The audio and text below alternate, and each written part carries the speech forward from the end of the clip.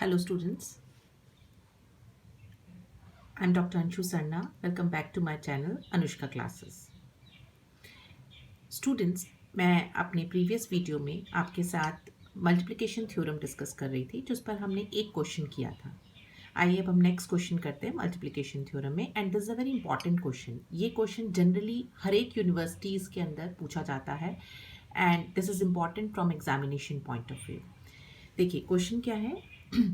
A problem in business statistics is given to 5 students A, B, C, D and E.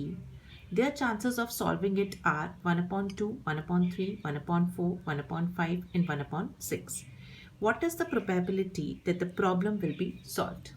आपको question समझ में आया कि एक प्रॉब्लम है बिजनेस स्टैटिस्टिक्स की, वो 5 स्टूडेंट्स को दी जाती है। एक बच्चा उसको इतना बार सॉल्व करता है 1/2 टाइम्स, एक 1/3, एक 1/4 टाइम्स, एक 1/5, एक 1/6।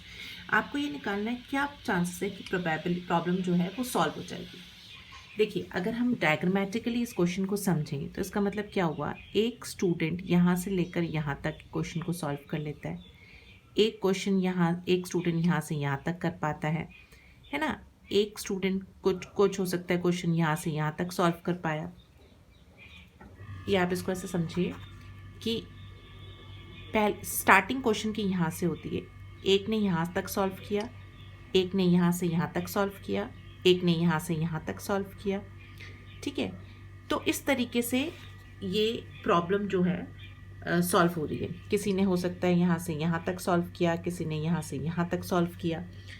तो आप ये देखेंगे कि कुछ पोर्शन कॉमन है जो सब बच्चों ने सॉल्व किया। मतलब स्टार्टिंग से हम क्वेश्चन कोई सॉल्व करेंगे ना, ABCD हम स्टार्ट करते तो A से ही स्टार्ट करेंगे, कोई D से तो स्टार्ट करेगा नहीं। तो जब क्वेश्चन जो दे रखा है उसका सबने स्टार्ट तो कर दिया, किसी ने कुछ पोर्शन किया, किसी ने कुछ पोर्शन किया, तो कुछ शुरुआत का पोर्शन ऐसा था जो सब में कॉमन था। लेकिन नहीं सॉल्व जिसने किया वो अपने आप में इंडिपेंडेंट है। मतलब अगर एक ने इतने से इतना हिस्सा सॉल्व नहीं किया, एक ने इतना हिस्सा सॉल्व नहीं किया, तो जो नहीं सॉल्व करने वाला है वो अपने आप में इंडिपेंडेंट है। तो आप सबसे पहले क्या करेंगे, 1 माइनस प्रोबेबिलिटी कि उस एक पर्सन ने क्वेश्चन को नहीं सॉल्व कर पाया, सबकी वो प्रोबेबिलिटीज़ निकालेंगे। फिर वो अपने आप में इंडिपेंडेंट होगी, आप उनको मल्टीप्लाई करेंगे तो वो आपकी नहीं सॉल्व करने की प्रोबेबिलिटी निकलेगी। फिर सॉल्व करने की क्या हो जाएगी, 1 माइनस नहीं सॉल्व करने की probability will give you solve करने की प्रोबेबिलिटी। तो देखिए इस क्वेश्चन को हम कैसे करेंगे। Let E1, E2, E3, E4 and E5 denote the events that the problem is solved by A, B, C, D and E respectively. Then we have, देखो E1 जो है प्रॉब्लम वो कितने जो A स्टूडेंट है वो उस प्रॉब्लम को 1/2 टाइम सॉल्व करता है। और E1, E2, E3, E4, E5 क्या है, वो इवेंट्स हैं कि प्रॉब्लम सॉल्व हो रही है। तो E1 इवेंट की प्रॉब्लम सॉल्व हो रही है 1/2 टाइम, नहीं सॉल्व होने की प्रोबेबिलिटी निकाल ली, 1 minus PE1 is equal to 1/2। ऐसे ही PE2 आपको 1/3 दे रखा है, तो PE2 बार नहीं सॉल्व करने की प्रोबेबिलिटी क्या हो गई, 1 माइनस 1/3 इज इक्वल टू 2/3। इसी तरीके से आपने E3 की दे रखी है तो E3 बार निकाल लिया, E4 दे रखी है तो E4 बार निकाल लिया, E5 दे रखी है तो E5 बार निकाल लिया। मतलब आपने सबकी नहीं सॉल्व करने की प्रोबेबिलिटी निकाल ली। अब नहीं सॉल्व करने की प्रोबेबिलिटी अपने आप में इंडिपेंडेंट है, तो आपने क्या किया, इन सबको मल्टीप्लाई कर दिया। You will get the value as 1/6। तो therefore the probability that the problem is solved वो क्या हो जाएगा, 1 minus 1/6 is equal to 5/6 is equal to 0.833। तो स्टूडेंट्स ये क्वेश्चन इंपॉर्टेंट है from examination point of view और प्रॉब्लम भी इजी है, बस इसका कॉन्सेप्ट आपको अच्छे से क्लियर होना चाहिए।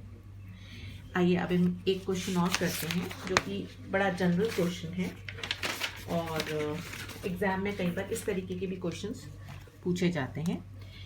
देखिए अब मैं आपके साथ कुछ जनरल क्वेश्चंस डिस्कस करूंगी based on these laws and some general questions are there which are basic from probability point of view. तो आप देखिए एक क्वेश्चन है, in a simultaneous toss of 2 coins find the probability of getting 2 heads। आपने क्या क्या निकालना है, 2 हेड की प्रोबेबिलिटी निकालनी है। Exactly 1 head, exactly 2 heads, exactly 1 tail और no tell.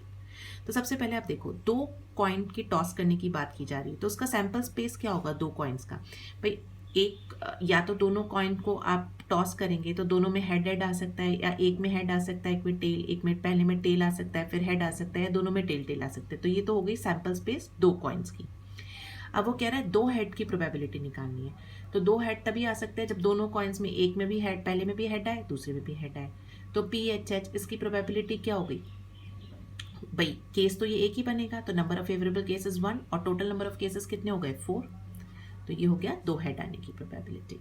Exactly 1 head, exactly 1 head कब आएगा, या तो पहले कॉइन में हेड आ जाए, दूसरे में टेल आए, या पहले में टेल आए, दूसरे में हेड आए। तो केसेस कितने हो गए 2, number of favourable cases is 2 divided by total number of cases is 4।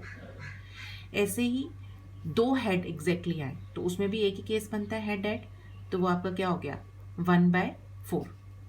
Exactly 1 tell यानी या तो पहले में टेल आए, दूसरे में हेड आए, या पहले में हेड आए, दूसरे में टेल आए। तो नंबर ऑफ फेवरेबल केसेस कितने हो गए 2 divided by total number of cases कितने हो गए 4।